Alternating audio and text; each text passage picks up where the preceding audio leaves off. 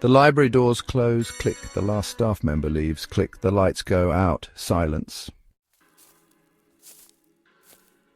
Footsteps echo, tap, tap, tap, someone walks between the shelves, tap, tap, tap, the sound bounces off the books. It is very quiet.